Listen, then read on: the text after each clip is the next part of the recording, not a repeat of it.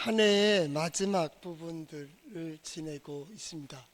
10월의 마지막 주가 지나면 11월, 교회는 감사의 달 11월 첫째 주, 우리는 교회는 감사주일로 지키게 됩니다. 11월 감사의 달을 지나고 나면 12월 첫째 주부터 대강절 첫째 주일이 시작됩니다.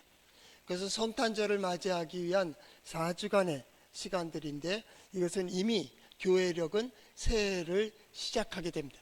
교회력은 12월 첫째 주부터 시작된다라고 생각하시면 되고, 11월은 결산의 달입니다. 그 결산의 달에 감사하는 겁니다.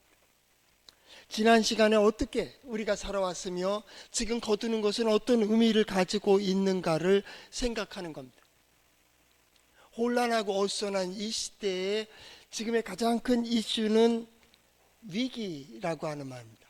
The Crisis라는 제목들의 논문들과 책들이 작년, 재작년, 올해 봄 이렇게 많이 나오고 있습니다.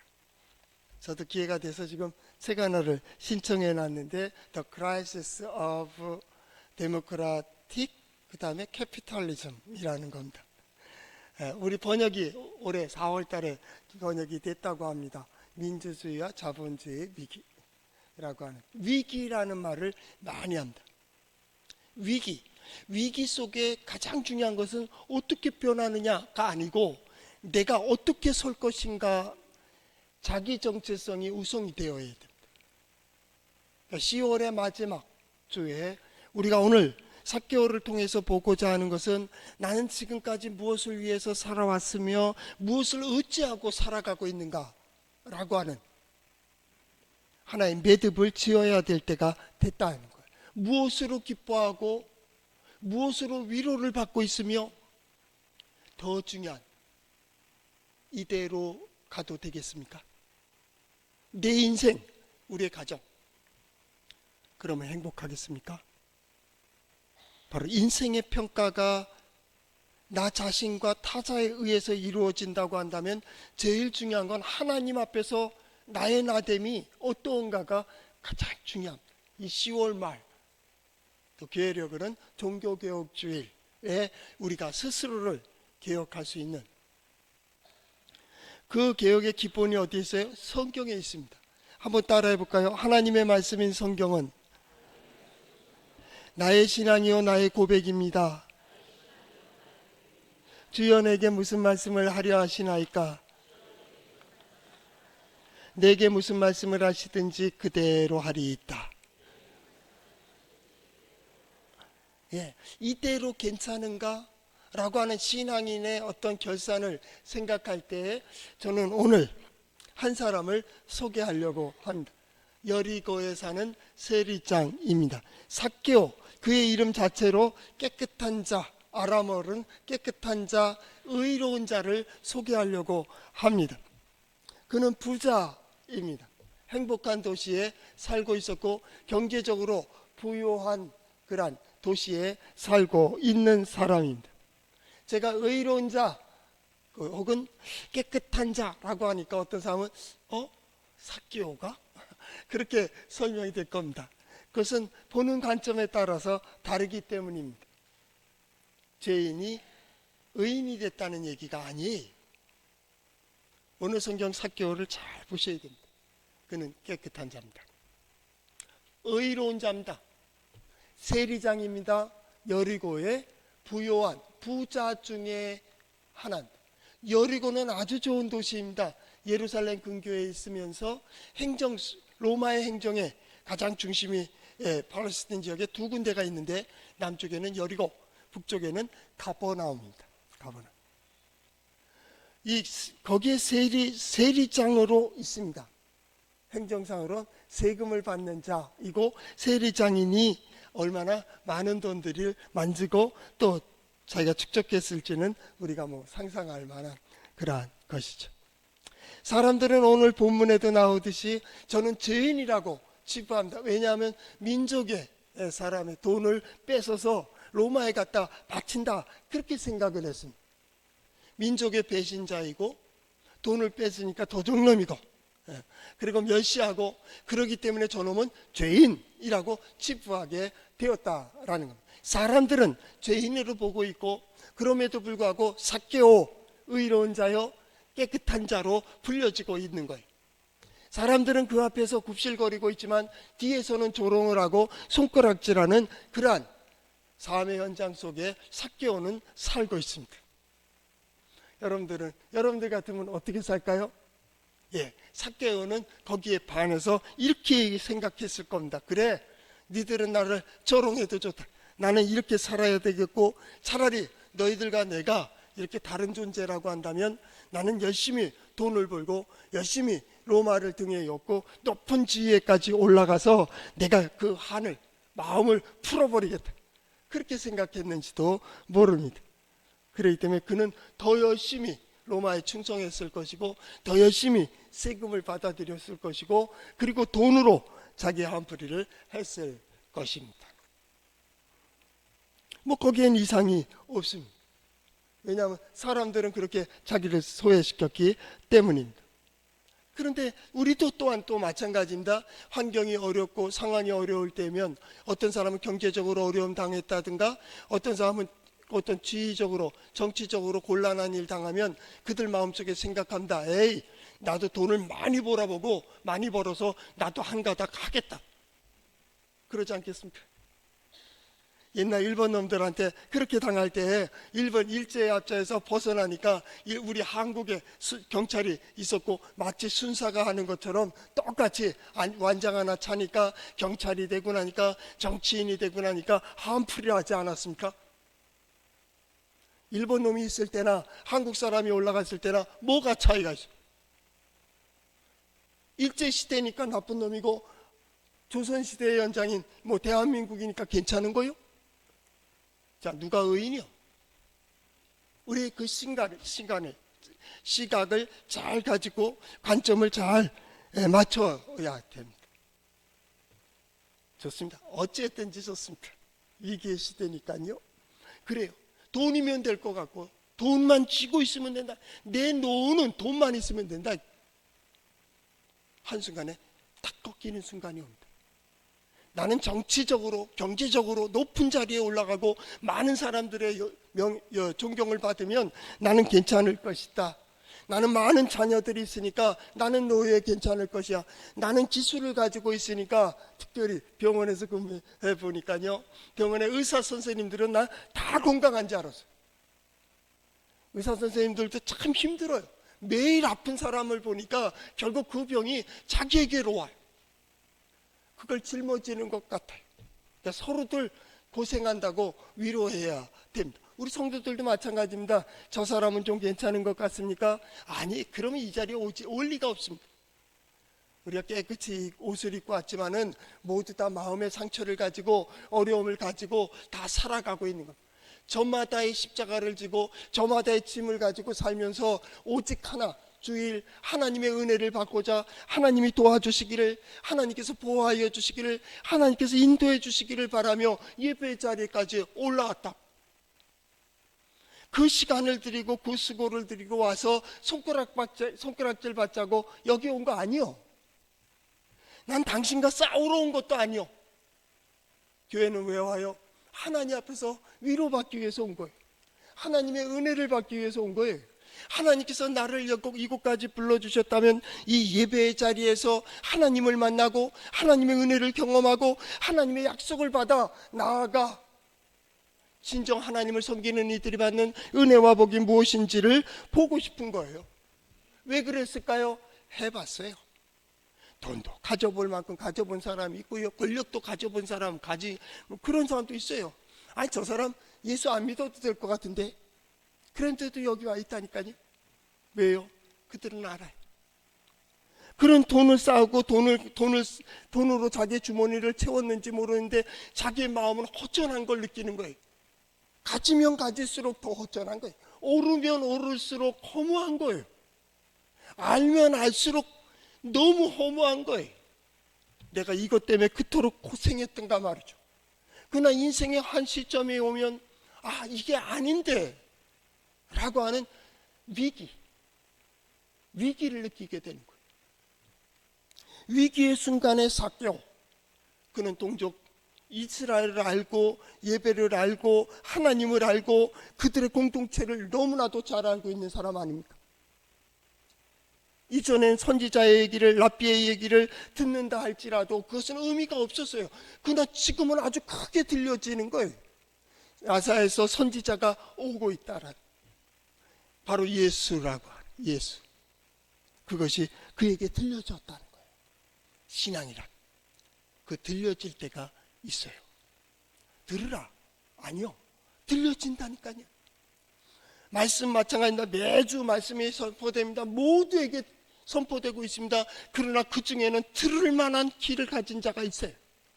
하나님께서 오늘은 누구를 위하여, 설교하는 자는 1년의 설교의 디자인을 합니다. 올해는 내년에도 스케줄대로 다 정해놨습니다. 본문이 정해져 있겠죠? 그대로 하는 겁니다. 상황 때문에 바뀌지는 않습니다. 그대로 갑니다.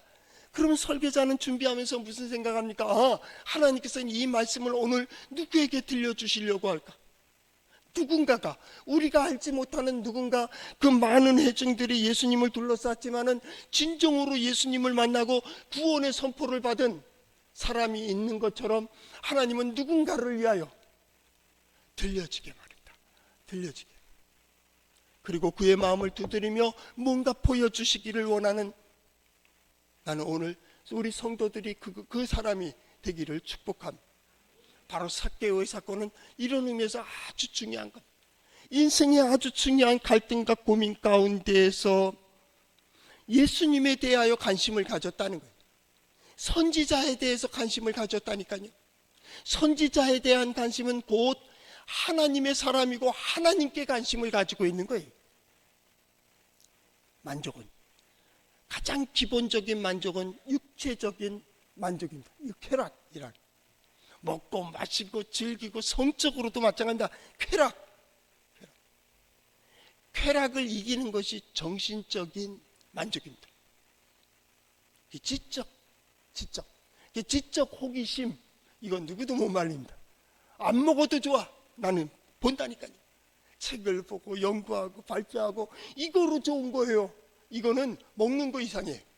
육체적 호기심을 초월해요.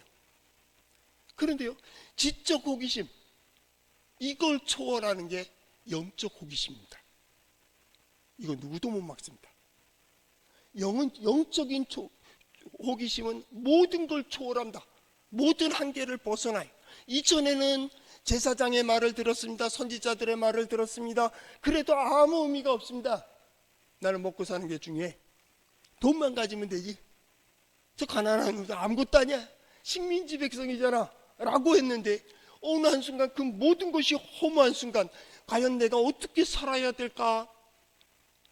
어쩌면 그 이름을 지어준 아버지, 어머니, 부모님을 생각했는지도 모릅니다.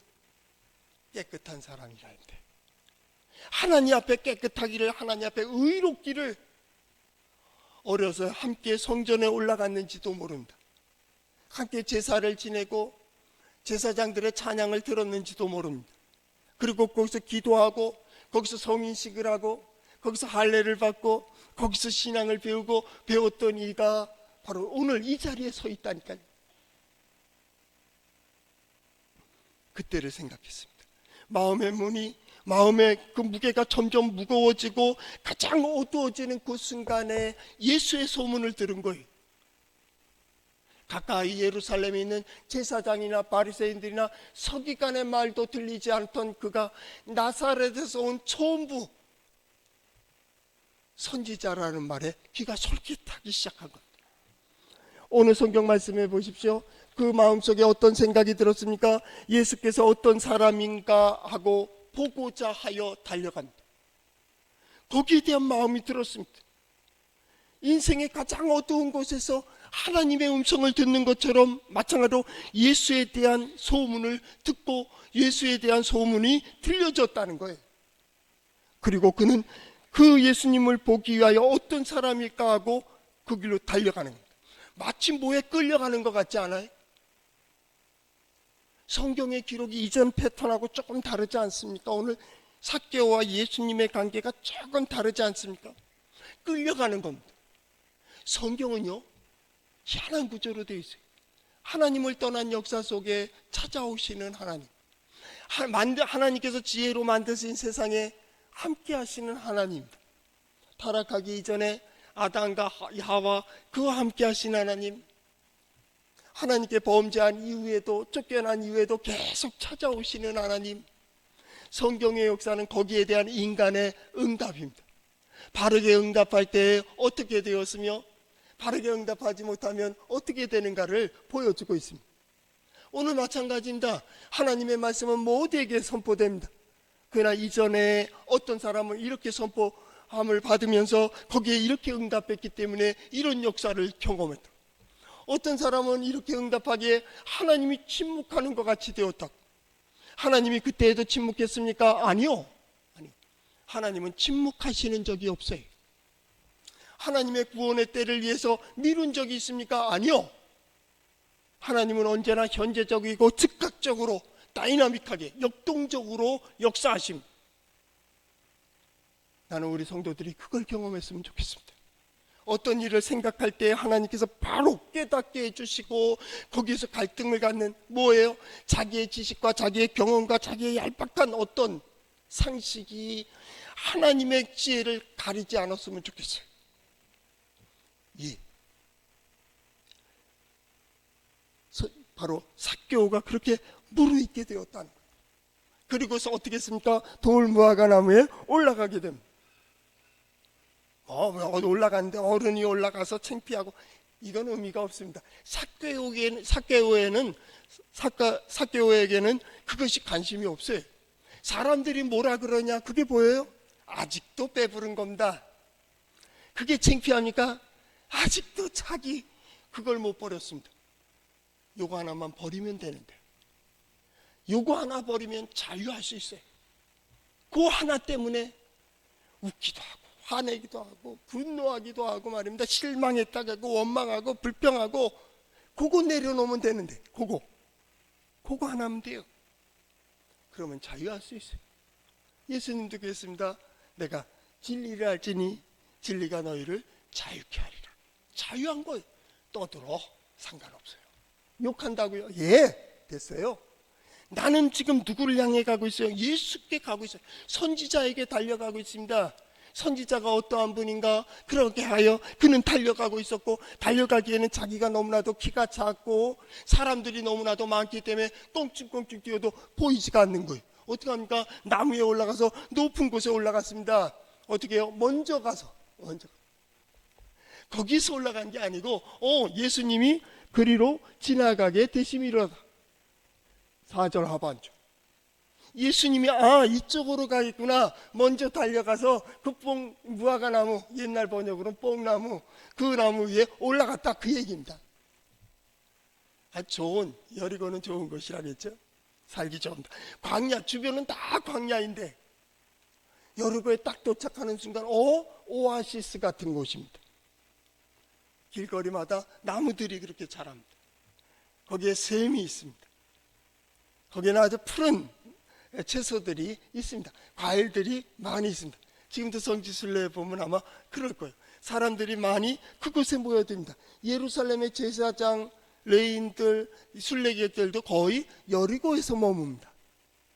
그만큼 살기 좋은 곳이죠. 그러니까 사람들이 많이 있으니 어떻게 합니까? 무화과 나무에 올라갔다 그 말입니다. 왜요? 예수님이 그리로 지나가십니다.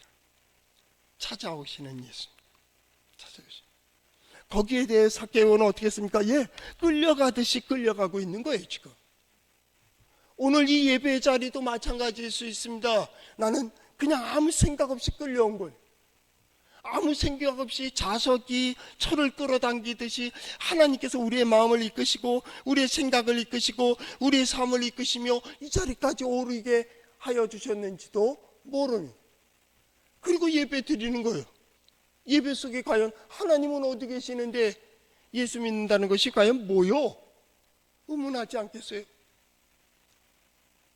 그때 오늘 예수님께서 뭐라 그럽니까? 예수께서 그곳에 이르사 쳐다보시고 이르시되 삭개오야 속히 내려오라.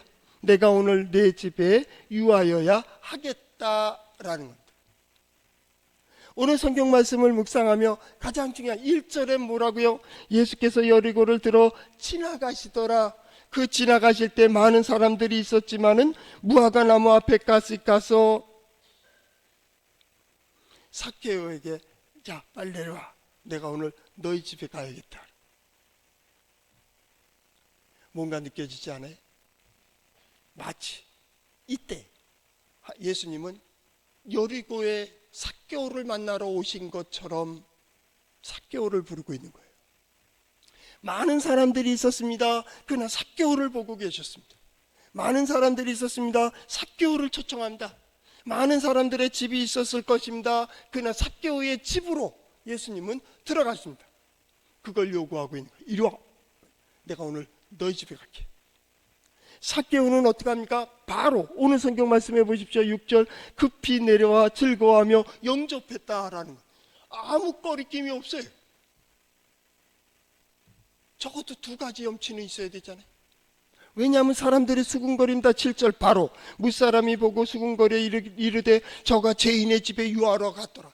사람들은 공개적으로 저놈 죄인이야 이라는 거는 거예요. 그렇게 얘기하는데 선지자를 죄인의 집으로 초청해요? 첫째 예의가 아닙니다. 첫째 예의가 아닙니다. 여러분 2절의 백부장을 기억하십니까?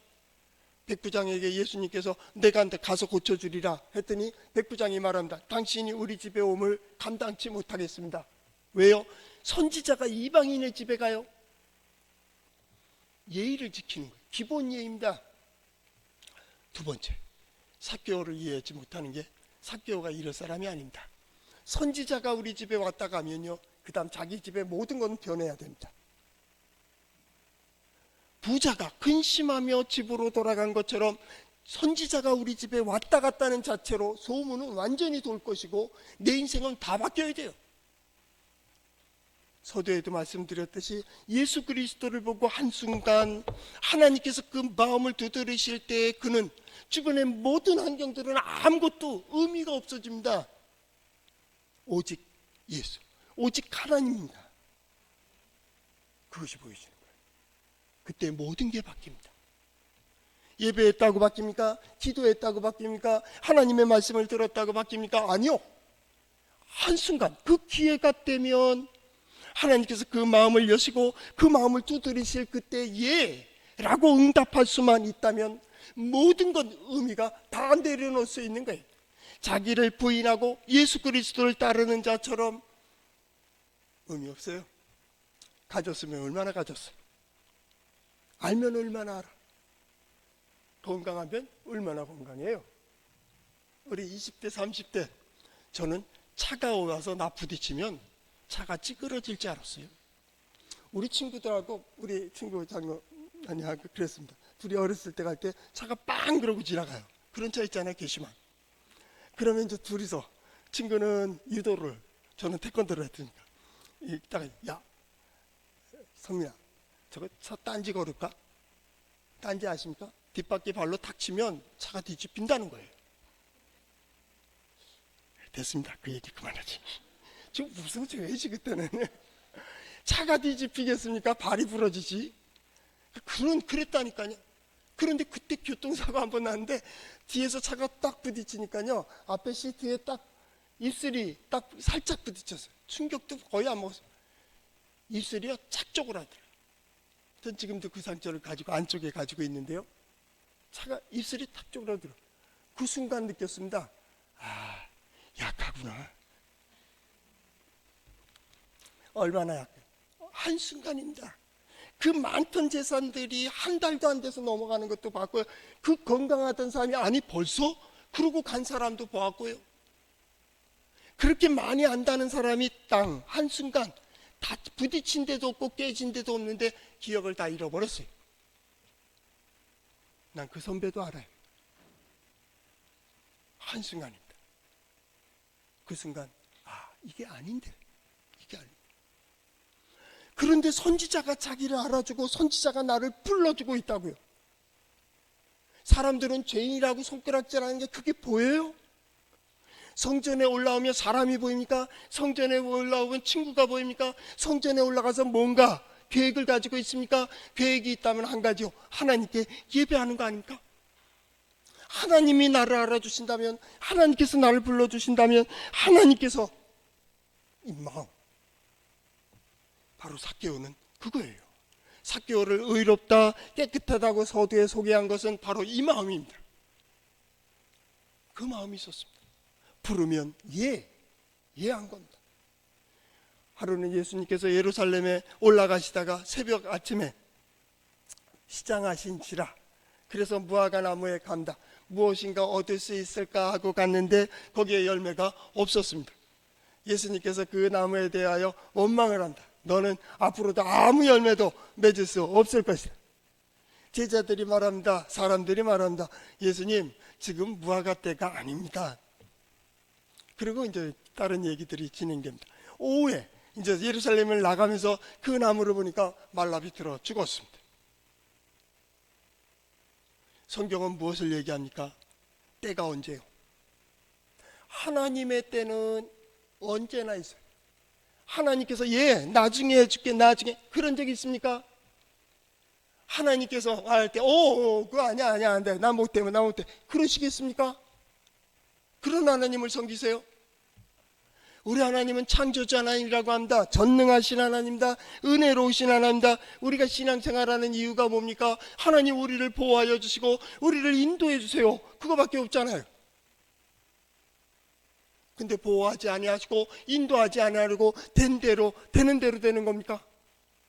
아니요. 제가 믿는 하나님은 그런 하나님이 아니에요. 일마다 때마다 함께 하시는 하나님입니다.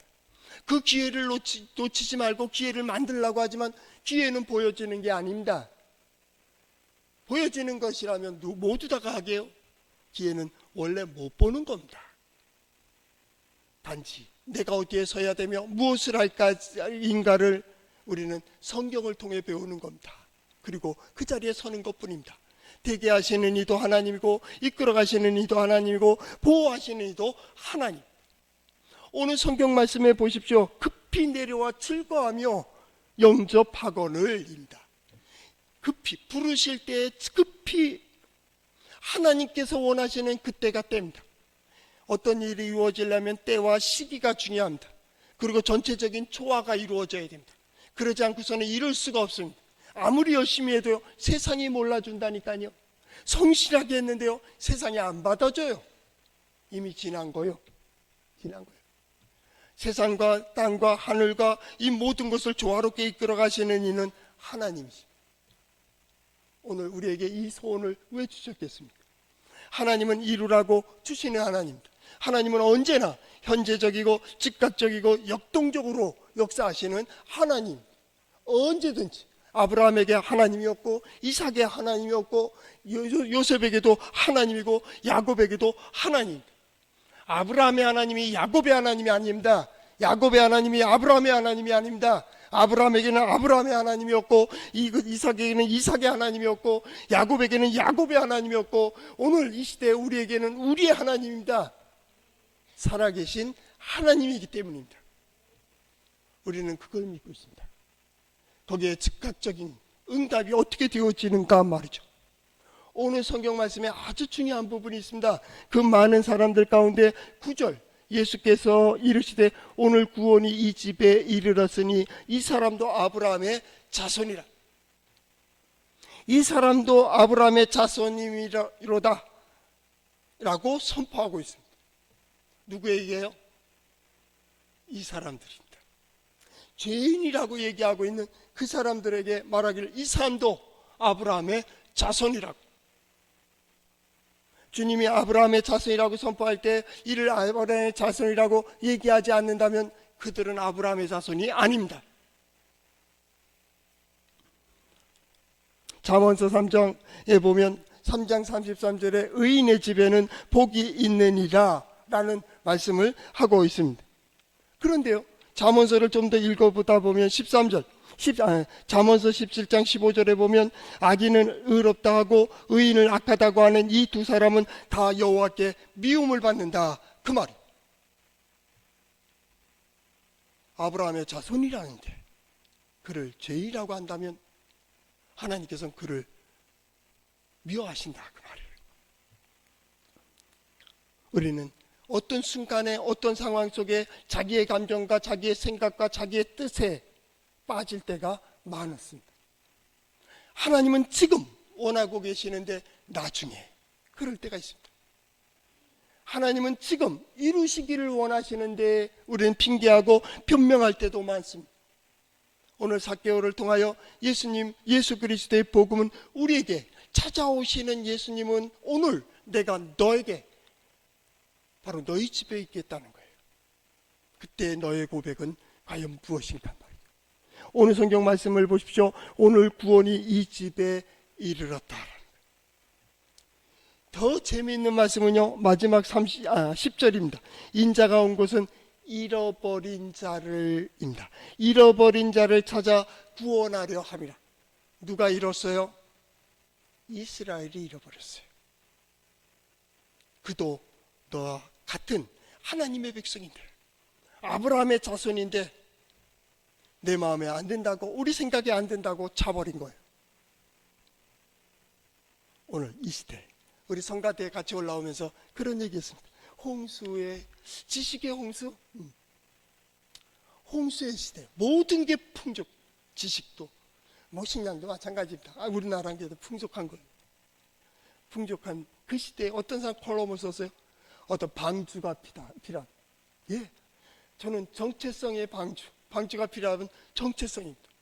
교회가 왜 존재하는 거예요? 왜 우리가 예수를 믿고 있으며 예수 믿는 자가 누구이며 하나님의 자녀가 누구요? 우리의 지식을 믿었어요? 우리의 경험을 믿었어요? 우리의 물질을 믿었어요? 나의 건강을 믿은 거요? 그러면 세상과 뭐가 달라요? 세상의 모든 일들은 함께 겪을 수 있지만은 그것을 돌파하고 그것을 견디고 그것을 만들어가고, 예, 세상의 물결을 타는 자, 그가 세상을 다스리는 거예요. 나는 우리 성도들이 모든 문제들을 다 이렇게 다스려 갈 수 있기를 축복합니다. 그래서 하나님께서 여러분들의 마음을 보시고, 너는 나의 자녀라고, 오늘 구원이 바로 내 집에 이르렀다 선포하는 그러한 가정들 될 수 있기를 축복합니다.